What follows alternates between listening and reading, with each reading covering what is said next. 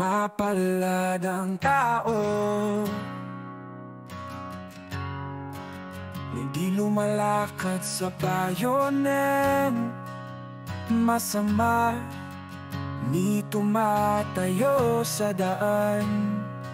Ang mga makasalanan, di nauupo sa upuan ng mga manunuya, kundi ang kaniyang kasayahan ay nasa kautusan ng Panginoon. At sa kanyang kautusan siya'y nagbubulay, araw at gabi siya'y magiging parang punong kahoy na itinanim sa tabi ng agos ng tubig na nagbubunga sa kanyang kapanahunan. At ang kaniyang dahon ay hindi nalalanta, at anumang kanyang gawin ay magtatagumpay. Hindi gayon ang masama, kundi parang iba na itinataboy ng hangin. Kaya't ang masama ay hindi tatayo sa paghatol ni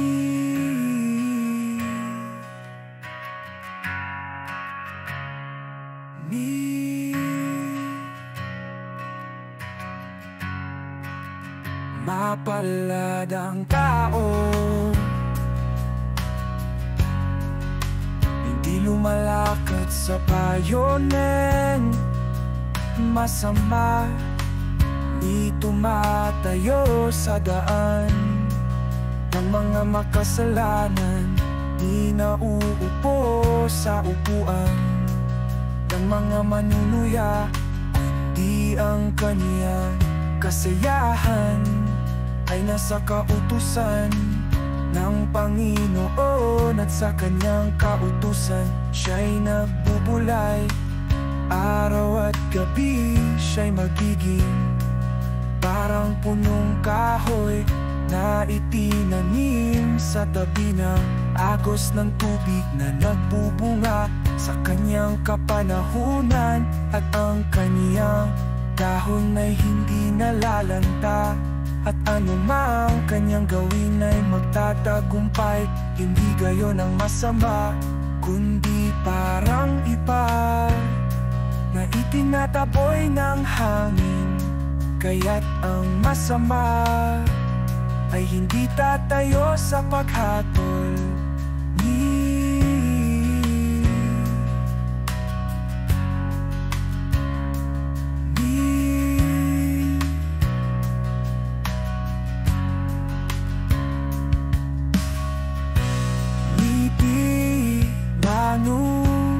parang fayaka ita nasi ina fayaka itu nasi nina fayaka